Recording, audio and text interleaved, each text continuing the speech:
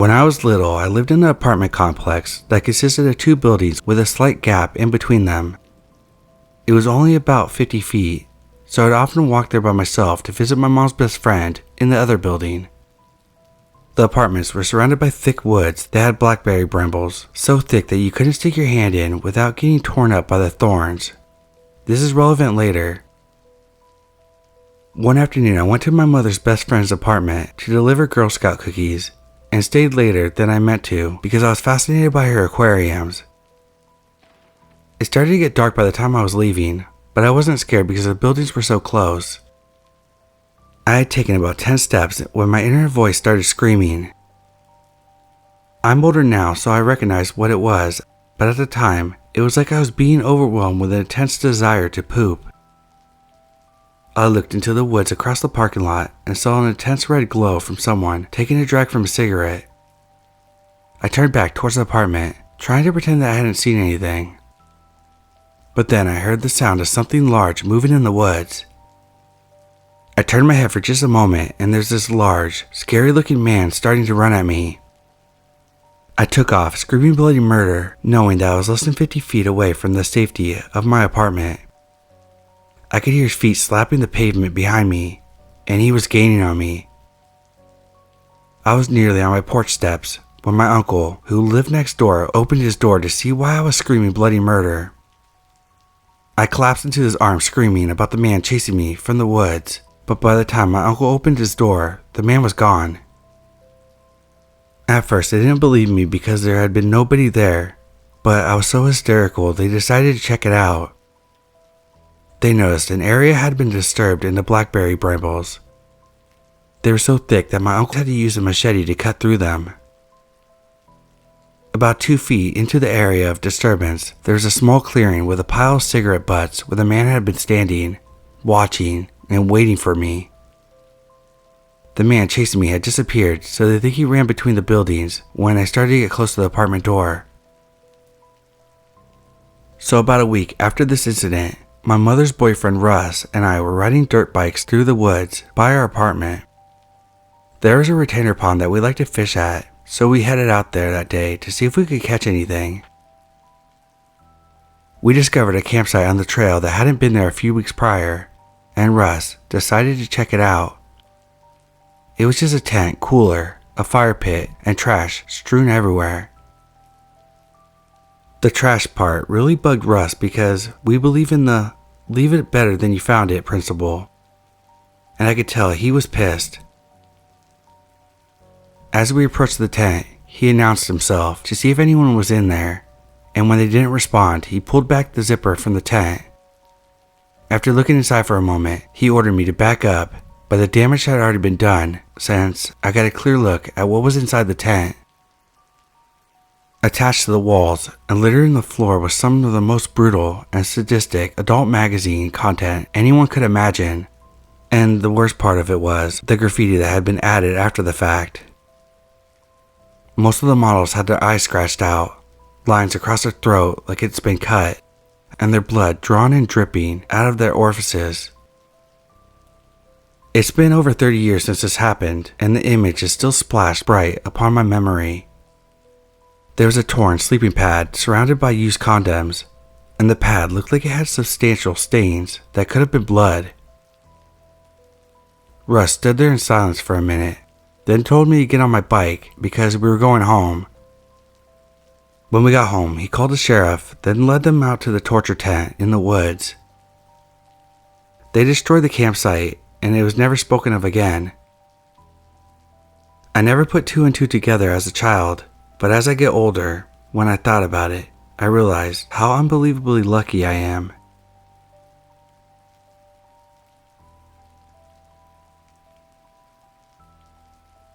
I worked overnights at a 24-hour diner. You could probably guess what company. I'm used to weird people and odd things happening, but tonight was too much. The restaurant backs up to a field that has a tree line, and my cook and I went outside to smoke.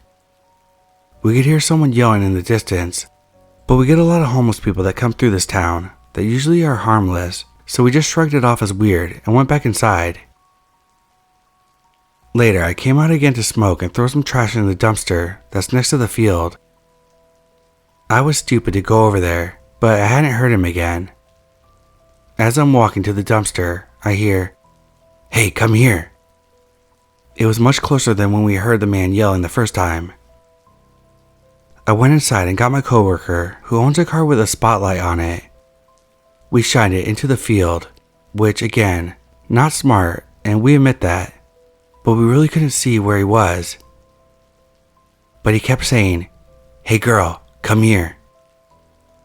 I called the cops at this point because it was just too fucking weird. As I get off the phone with them, he comes walking out of the field. He's an older man wearing a tan trench coat, and my coworker and a customer run back inside because this dude is hauling ass across the parking lot. He started to come towards the door, and I called the cops again. My cook cut him off and told him he needed to go. The man was acting erratically, yelling at the cook and said, "I'll end your life the next time I see you, fucker." He kept moving his jacket by his waist like he was fishing for a weapon, but I couldn't see anything from inside. The cops come and get him down on the road, and an officer came basically saying that the guy is homeless and not mentally stable. No shit. We told him everything that happened, and my cook pressed charges on him. The officer told us that there wasn't anything they could do, and he wouldn't give her his name, so they let him go. Basically ended with, "Oh, by the way, he's known to carry a knife in his waistband. Call us if you need us. Bye." He came back, again hauling ass across the neighboring parking lot and back into the field. We could hear him screaming, "Hey, come here," again and again. We got busy when the bars closed and haven't heard him yelling since, but I know he's still back there because I caught him sleeping behind the dumpster before. My manager comes in the morning, and I'm going to try to get her to let me take pictures of him off the security tapes so I can warn the other third shift workers. The field that he's camping out also backs up to a middle school, but the cops said, again, there's nothing they could do. Hopefully he moves on and leaves us alone, or the cops can catch him on something where no one gets hurt.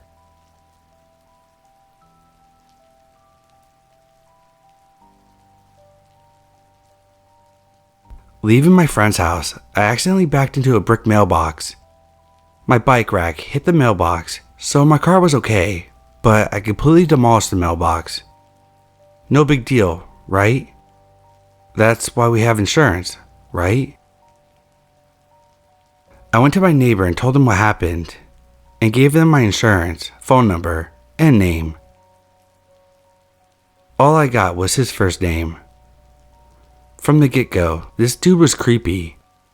He was hitting on me, trying to date me, specifically trying to feed me. I'm attending out-of-state college and my parents are divorced. I left. On my drive to my mom's, the guy I backed into, Robert, began to text and call me. He was insistent that it was better for both of us to just pay out of pocket for the mailbox, sending me links to companies that would fix it for about $500, and demanding I go on a date with him so I could give him the cash for the repair, and he could feed me. I don't know what his deal with food was. I declined everything and started to get annoyed by his constant calls and texts. Finally, after 2 days of it, with my response only, "Please contact my insurance," I sent him a text saying that he was harassing me. I blocked him. He made a new number and threatened to report it as a hit and run to the police. I'm in law school, okay? This wasn't a hit and run. I blocked the second number. Then he used a new number to ask me if I wanted him to send a screenshot or video of the accident to his insurance. I admit, this made me angry. I called his number and dug my nails so hard into my thigh I drew blood as he threatened reporting things, asking me on a date, and trying to entice me just to pay cash. I finally screamed, "Don't contact me again, you fucking inbred piece of shit." My dad heard me and was upset that I said that to someone I was in an accident with. I told him I said that to a guy who thought I was cute and just wanted a date. I blocked the third number. Next day, he reaches out again to tell me that I gave him the wrong policy number. I told him I didn't. He then said it would be easier to pay in cash, that I was the problem, etc. He was talking to his insurance, I guess, and began trying to validate my info. He had my mom's name, address, and phone number. I verified it, told him not to contact me again, and blocked his new number. Next morning, super early, I get a text, basically saying he finished the claim, and that I was awful for making it harder than it needed to be by going through the insurance, and not going on a date with him. He included, "You're so beautiful and ugly at the same time. Don't take risks. Stay on a good path. Goodbye." At this point, I got scared. Fifth number blocked. Then at midnight he texts, "You up? I know where you live. Don't try to screw me over on insurance. I'll report it as a hit and run. You should have gone on a date with me." I took my phone to my dad, showed him the text, and filled him in. My dad, a pretty scary dude, then called the guy. He answers, "Shoot, I knew you were into me. Want to come over?" My dad got very mad, said this is beyond harassment. This is the final warning not to contact me, that we didn't care if he reported it, etc. Robert began saying I came on to him, offered sex as payment, invited him to my house, and was a horny bitch. Instantly blocked, police contacted, insurance notified, all the things. The next day I talked to the insurance company, filed a protective order, got another text telling me I shouldn't involve the police, blocked the 7th number, notified the police, and I'm staying at my dad's because this dude doesn't have his address. My dad is a very, very scary dude who loves his Second Amendment. Late last night, watching Star Wars with my dad and older brother, the doorbell rings. My dad goes to see who it is, and it's fucking Robert with a trash bag filled with things that I supposedly left at his house. I call the police. My dad goes ballistic. Please come arrest the guy. The bag? Lingerie, a knife, lip balm, and Adita Van Test fetish book. Just met with an attorney. Plot twist. Guy doesn't even own the house. He's a legal immigrant, is married, and is being deported. I feel awful that he's being deported. I generally think he wanted to rape or kill me. I go back to school in a few days, and I'm so terrified he or someone else will follow me.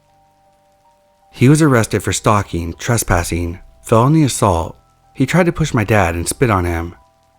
Insurance fraud. He lied about the accident to his insurance agent. Possession with a deadly weapon with intent, the knife that was in the bag. Attempted breaking and entering. They just keep on adding charges.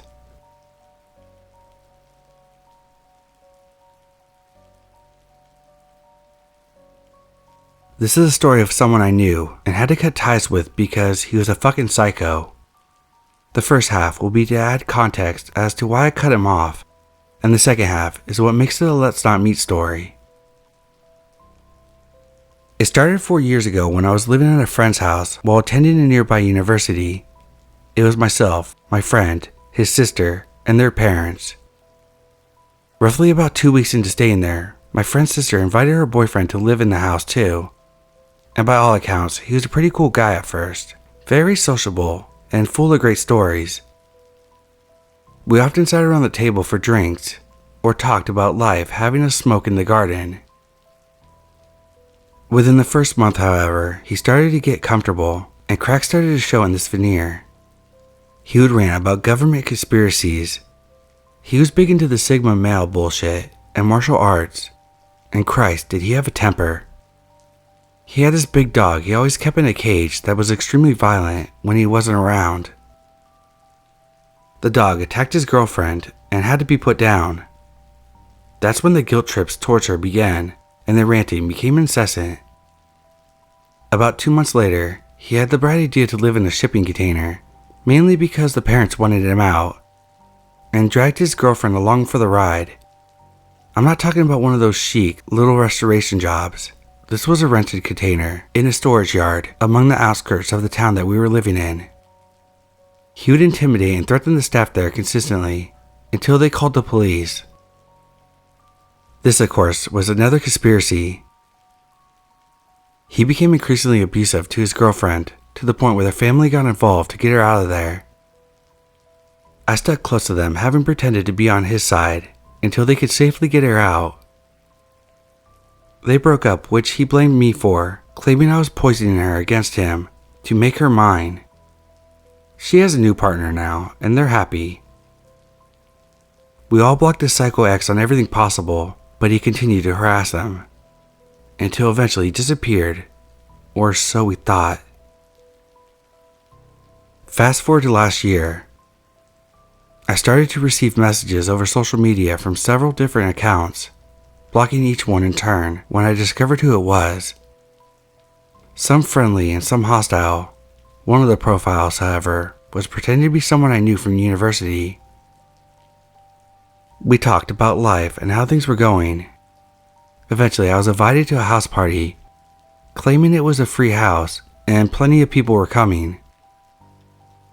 I booked time off work, made my travel plans, and kept talking to this friend coming up to the date of the party. I mentioned it to my friend's sister, and she was interested in going herself, until I mentioned the address, and she panicked. The address in question was a property that belonged to the crazy ex's father that was scheduled for sale. I waited until the day of the party and called the police to check the property, claiming a suspected break-in. They found 5 people there, including my ex.